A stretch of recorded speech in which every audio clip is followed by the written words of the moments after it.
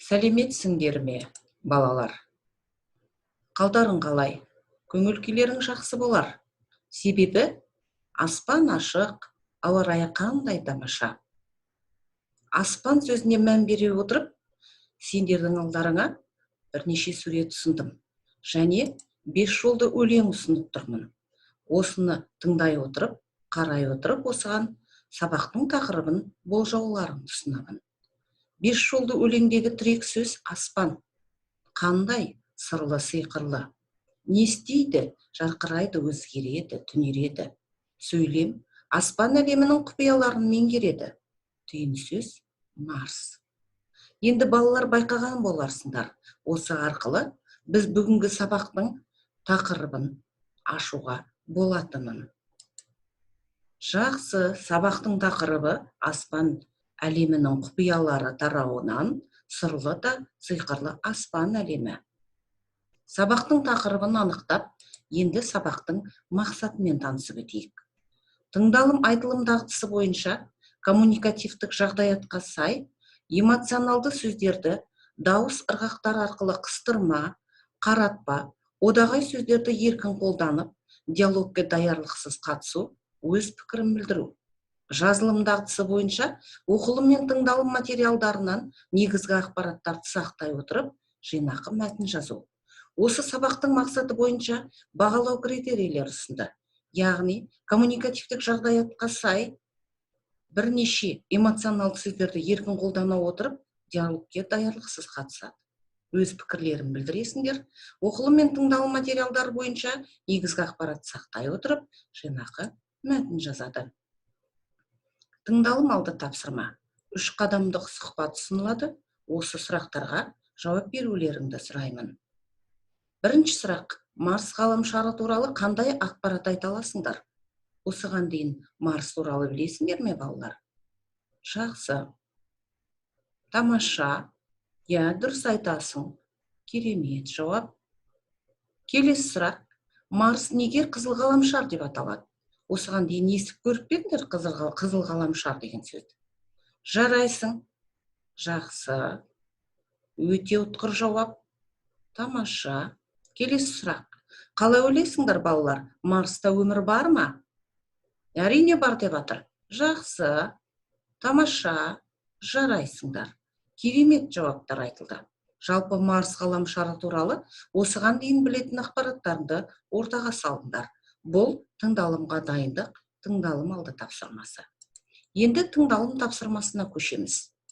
Тыңдайсыңдар да дәптерлеріңе бұлттың суретін салып қойып, сол жерге негізгі сөздерді теріп жазып отырасыңдар тыңдау барысында.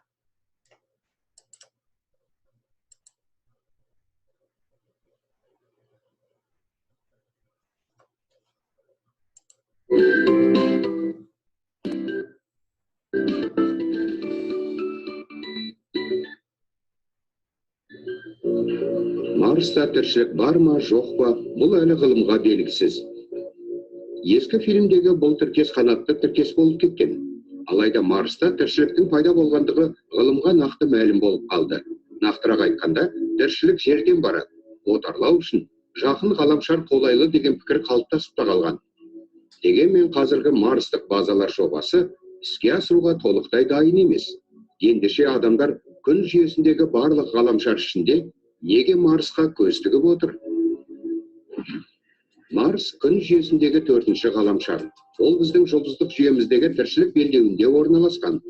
Цельсий бойынша 500 градустық Меркурийден немесе 100 градустық Юпитерден ерекшелігі, Марста біршама қолайлы температуралық режим бар. Оның полюстерінде түнде 100 градустық аяз болады. Дегенмен экваторында күндіз +30 градусқа дейін қызады. Бұл дегеніміз тропиктік температура. Марста атмосфера бар. Ол негізінен көмірқышқыл газынан тұрады. Оның есесіне шолпандағы секілді күкірт қышқылының буы жоқ. Марс жер секілді қатты, яғни онда жүруге, машинамен жүруге де болады. Мұндай жағдай күн жүйесіндегі барлық ғаламшарда жоқ. Айталық Сатурн орасан зор газды шар. Онда ғимараттар мен жол сала алмайсың. Марс күнді жердің күнді айналатындай жылдамдықта айналады. Алайда оның орбитасының ұзындығынан Марстағы 1 жыл біздің 2 жылымызға тең. ал өзі бойынша біршама жылдам айналады. Марстағы тәулік 24 сағат 40 минутқа тең. Марста бұрын су өте көп болған. Ол оның полюстерінен табылды. Марсты қызыл шаң астынан орасан зор мұзды алқаптар байқалды. Бұл ылғалданған құм емес, ластанған мұз.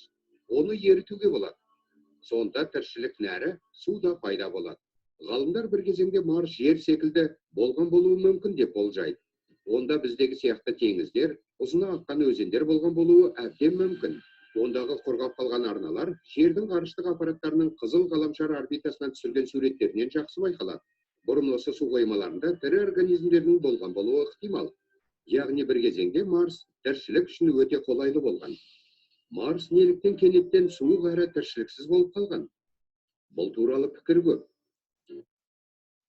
Жақсы, балалар. Енді тыңдалымнан кейінгі тапсырма, жаңа өздерің байқаған боларсыңдар. Тыңдалымнан алған ақпараттар бойынша мына сұрақтарға жауап берулерін сұраймын. Яғни қаншалықты тыңдалымды түсінген екенсіңдер. Тыңдалымнан қандай ақпарат алдыңдар?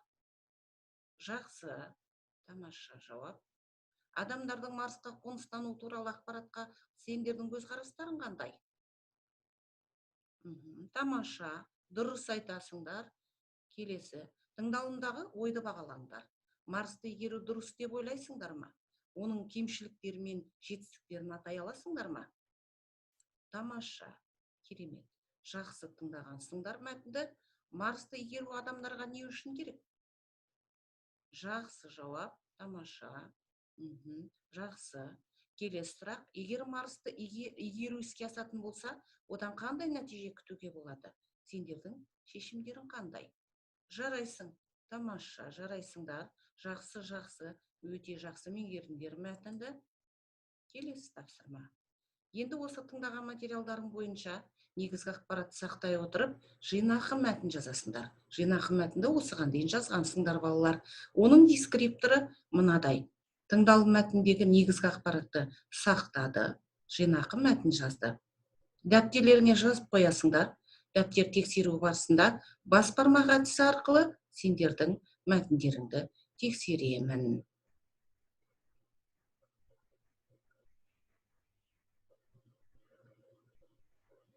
Көп жазудың қажеті жоқ, балалар. Жинақы мәтін дегенді білесіңдер.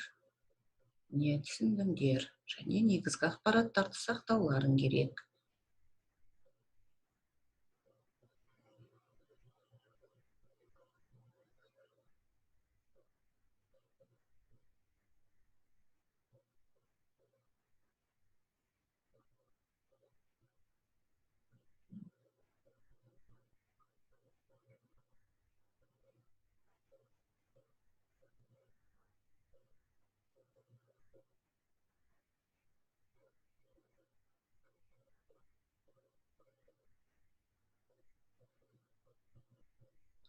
Жақсы, дәптерде болсын.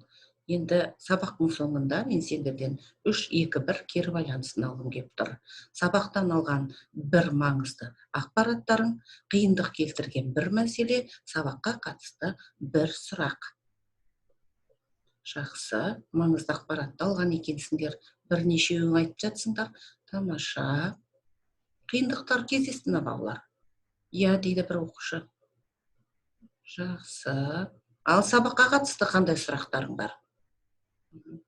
Марс туралы тағы да білгім келеді деп жатыр оқушылар. Жарайсыңдар. Тамаша. Жақсы. Бүгін өте жақсы белсенділік таныттыңдар. Керемет. Сабақ өтті деп ойлаймын. Енді үйге тапсырма оқулықтан 152-ші беттегі 6-шы тапсырманы қарайсыңдар. Мәтін оқып, негізгі және қосымша ақпараттарды анықтау деген тапсырма бар. Сабақ аяқталды. Сау болыңдар, балалар.